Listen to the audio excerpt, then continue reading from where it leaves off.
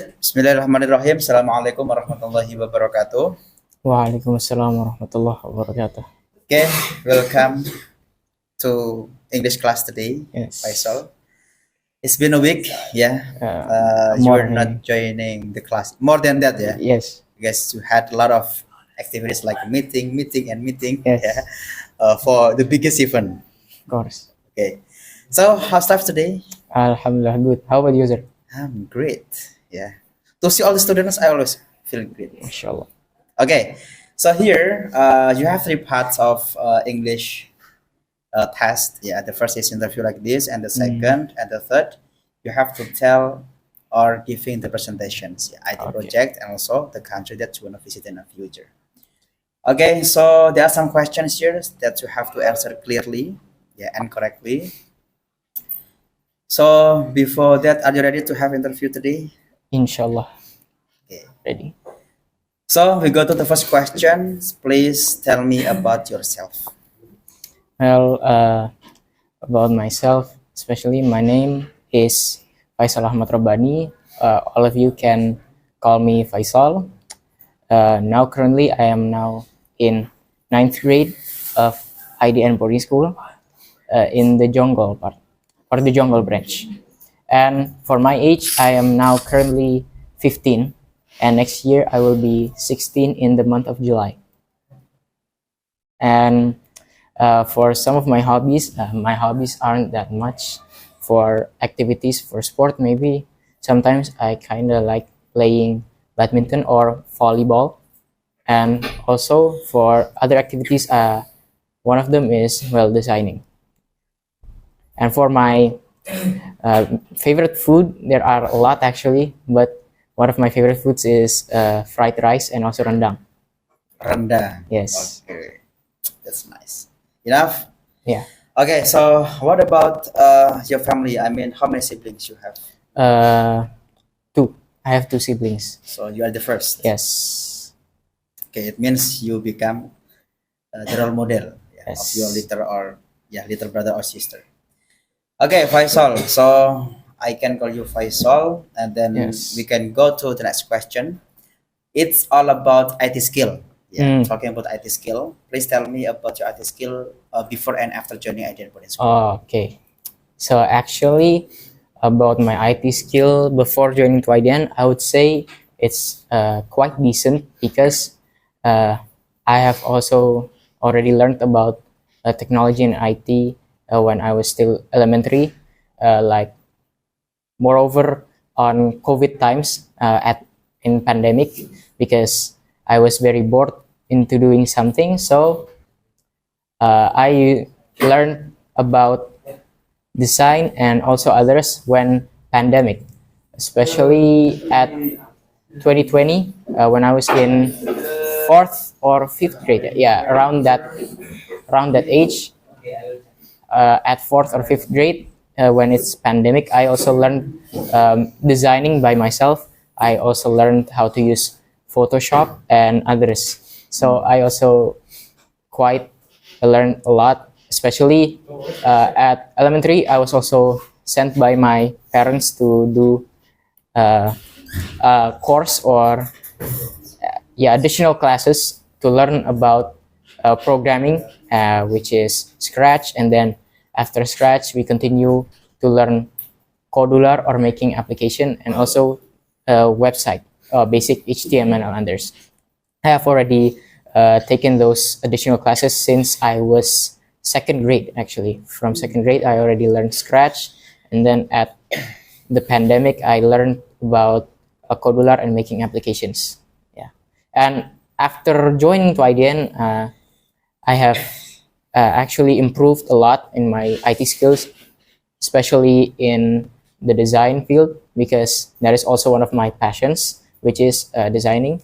So in here, I first learned about UI, UX, user experience, and interface, and others, because when I was still elementary, I was only just doing design for fun or just as a hobby, because I was just bored at the pandemic, so I don't know what to do, so I just started learning design. But after entering IDN, I noticed that the design field is just more than just a graphic design and others, like making user interfaces and others. It can also be utilized as work in the future. Okay. If I'm asking you which one is a bit like really your passion between coding and design? Designs. Design. Yeah, I'm leaning more into design because that's the thing that I already have learned since elementary, and that's the thing that I have been focusing since elementary until now. Okay. So and then continue to the next question. So directly, yeah, go to the Okay. plan in the future. Uh, and then in the future later after graduating from junior high school, you will continue to senior or vocational high school. Vocational high school. Okay. Why? And then what kind of major that you want to take?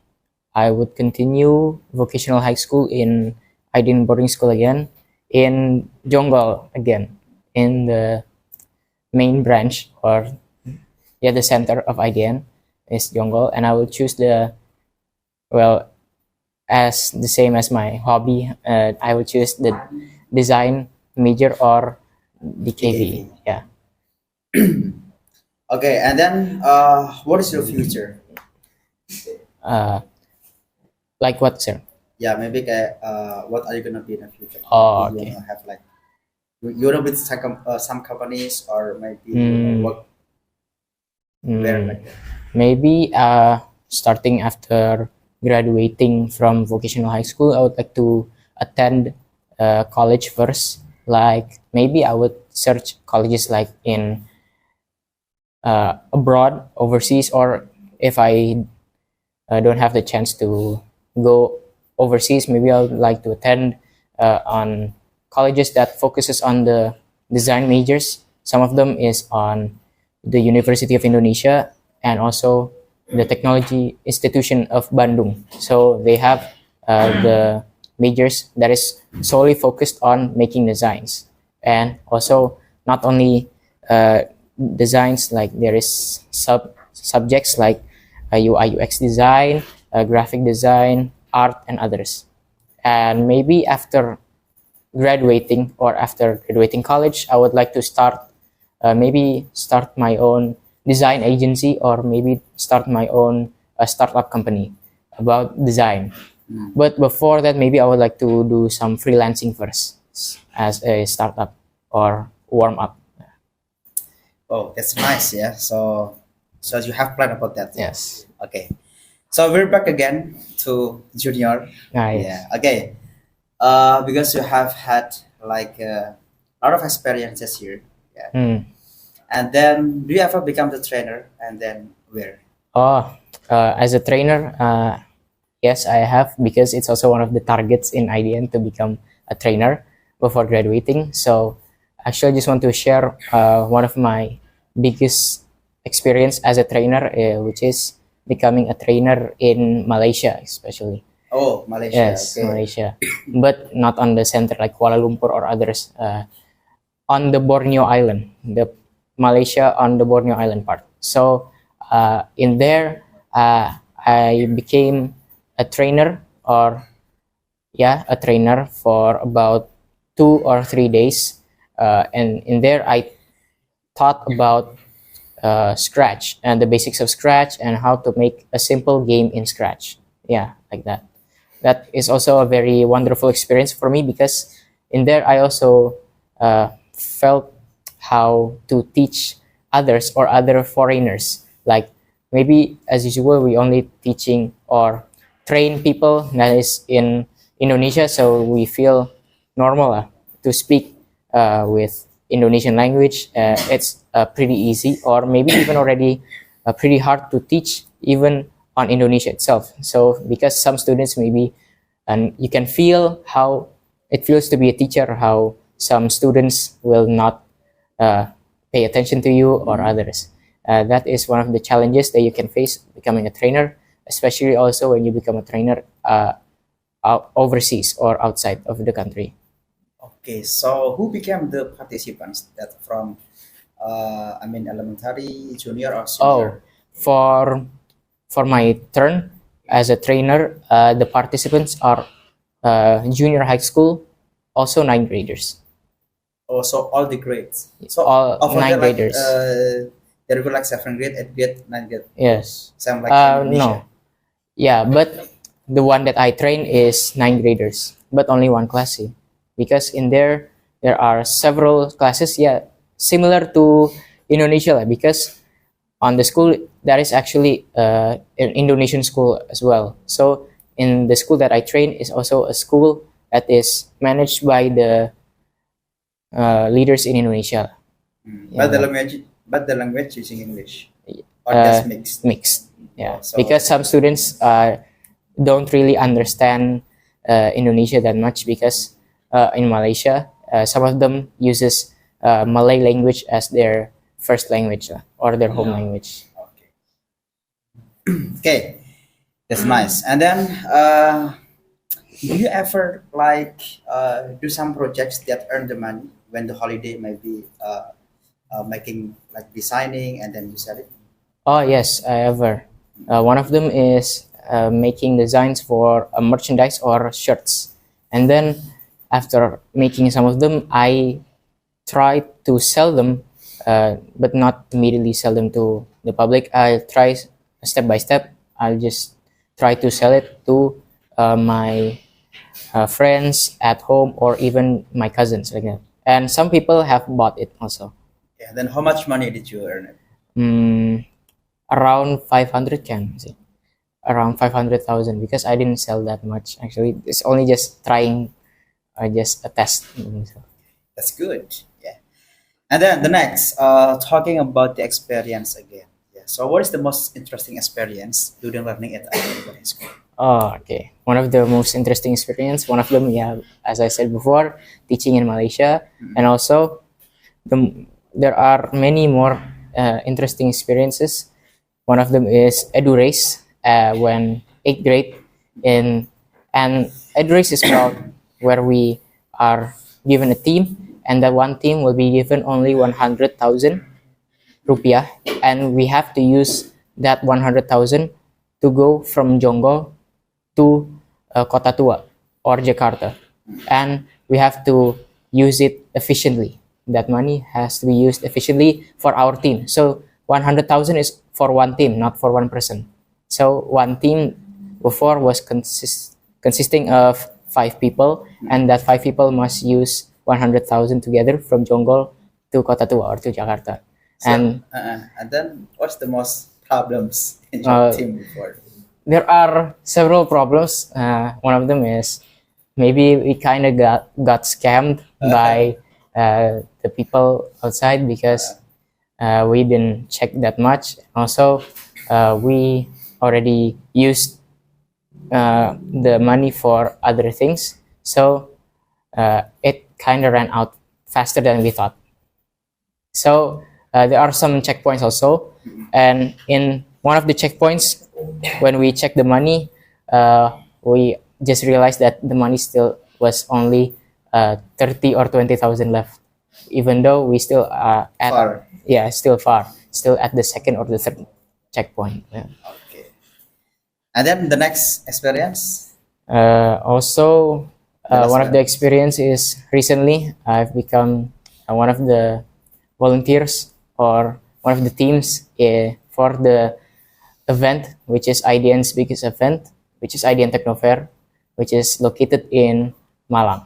So I was chosen as the team for handling the sponsorships.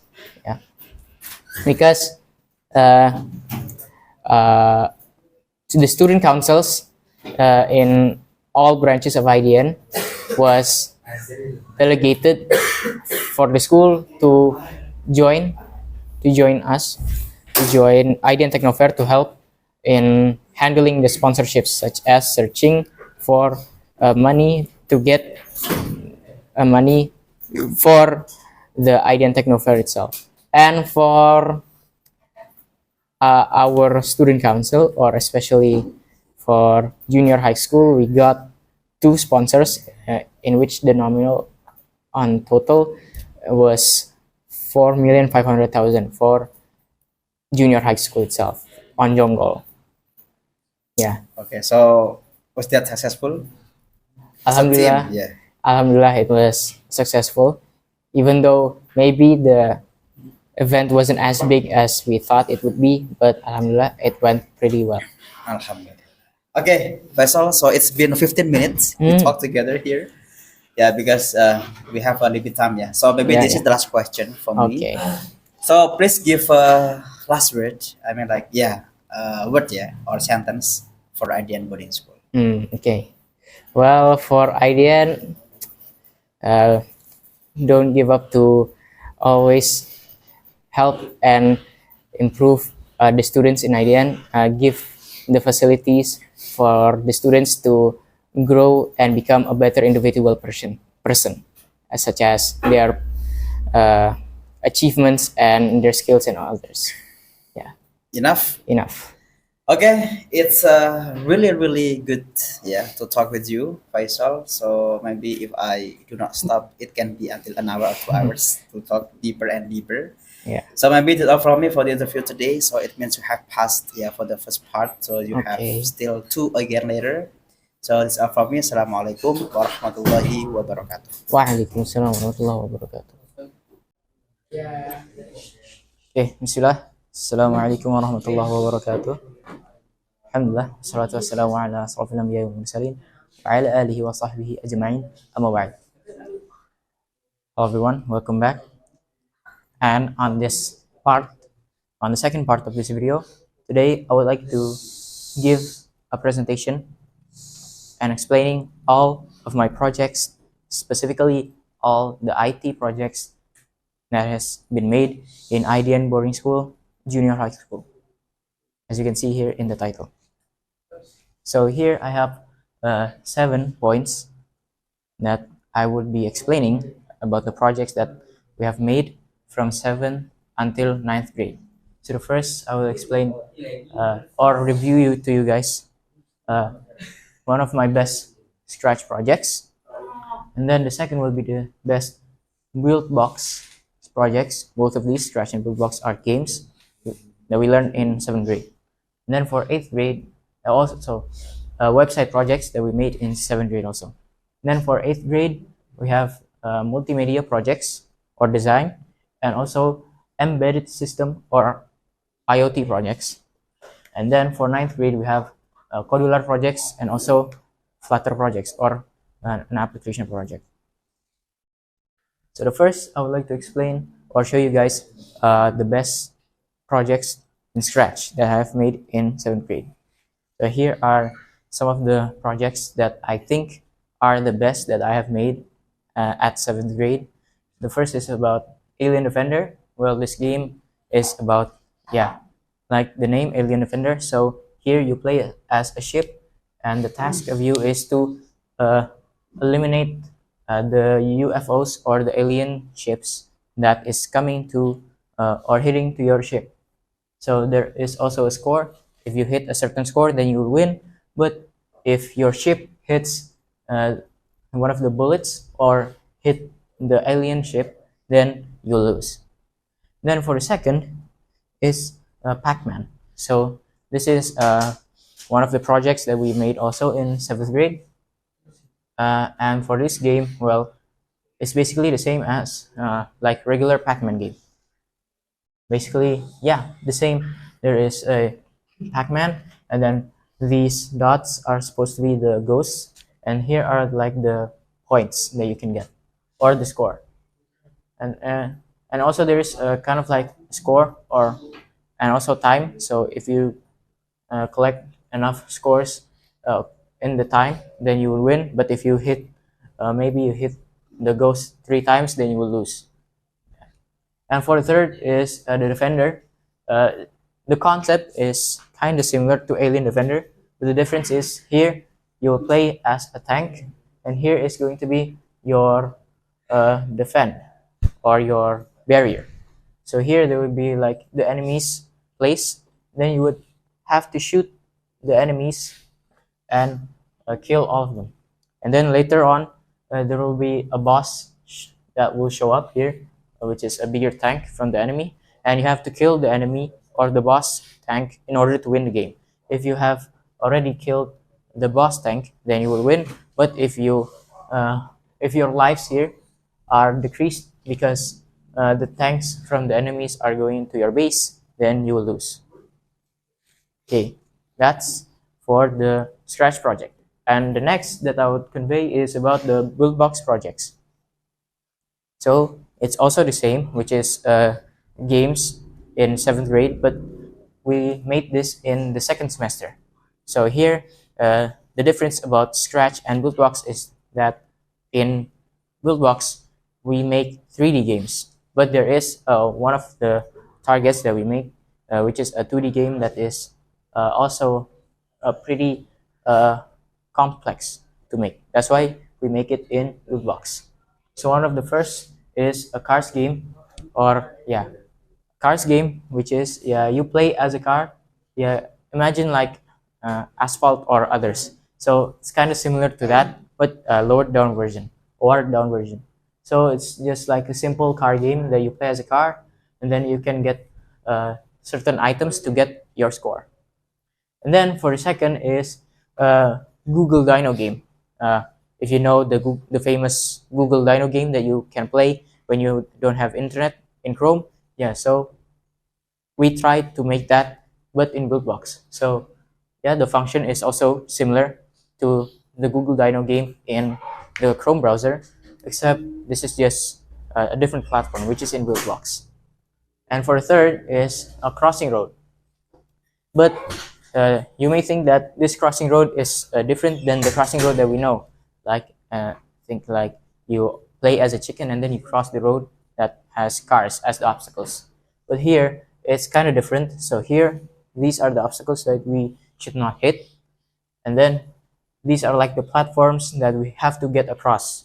And the platforms here they will move every time. So it will never stop. That's why that is one of the obstacles that we have to pass or to cross to the other point or the checkpoint.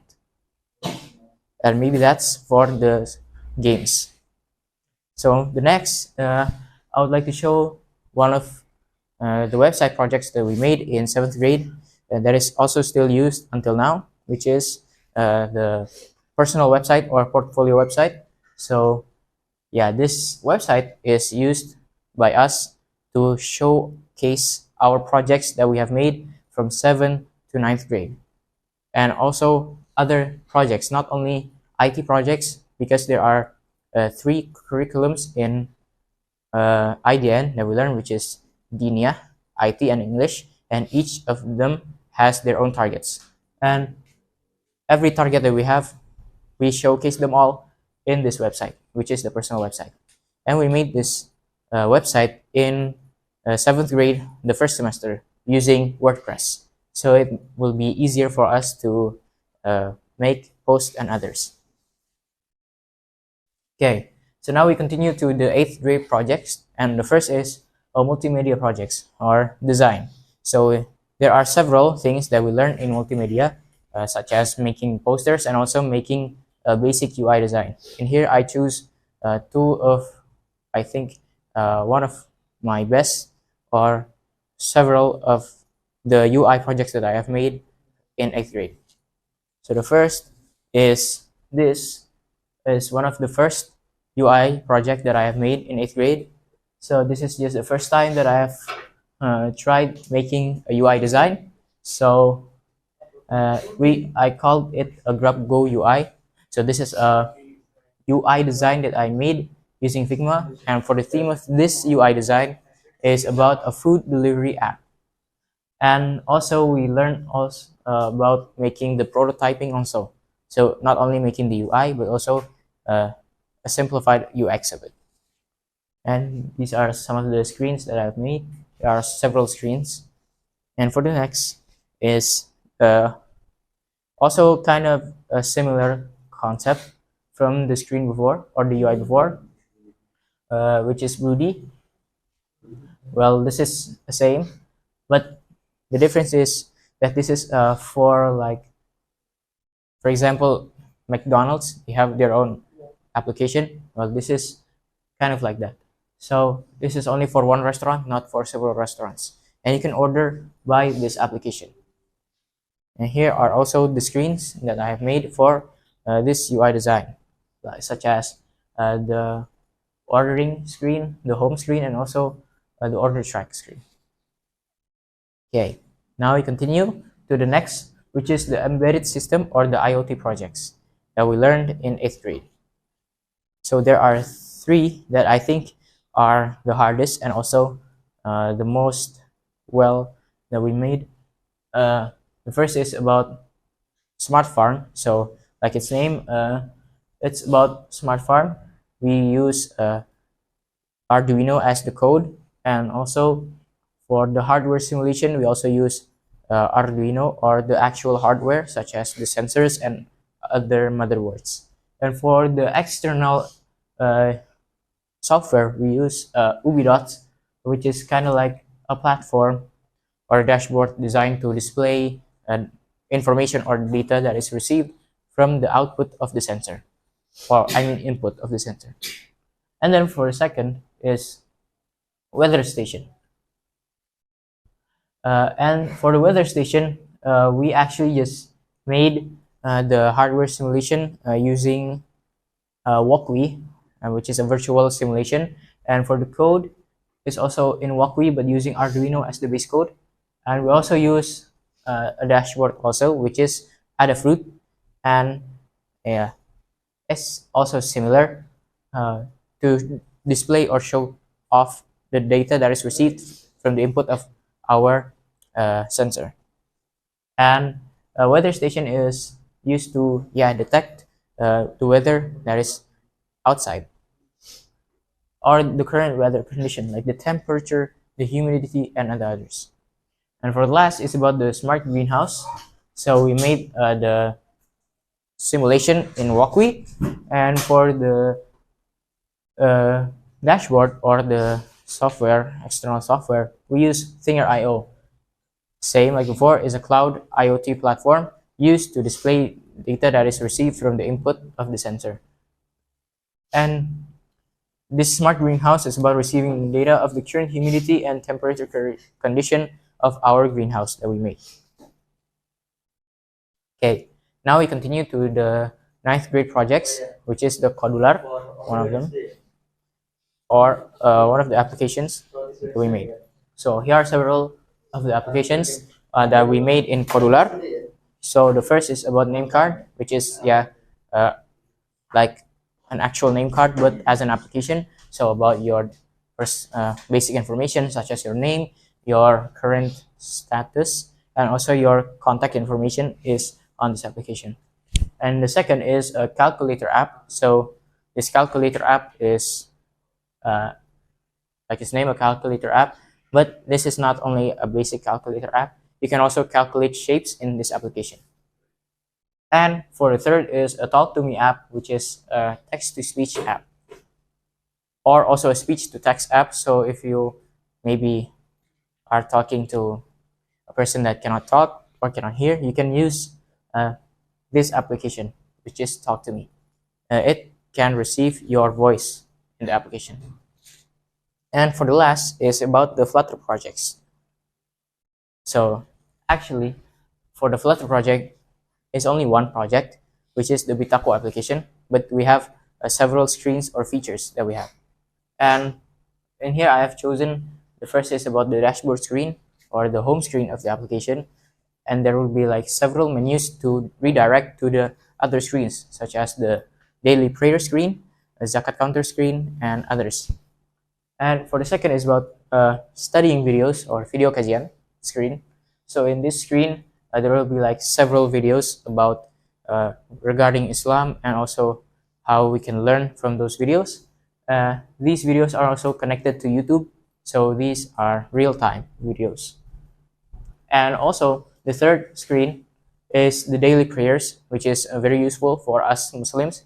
Daily prayer screens, yeah, that also consists of many categories such as morning prayers, night prayers, and prayers before sleeping, before going to the bathroom, and others. And this is very useful for us.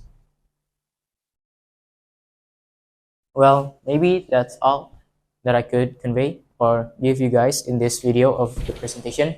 Thank you all for watching. Assalamualaikum warahmatullahi wabarakatuh. Okay, hello there guys, welcome back. On the next part, I will now explain one of the countries that I have chosen to give you guys a presentation or explain some points, which is about the country of Palestine, which is a beautiful country that we all know. So here, there will be some of the points that I want to explain.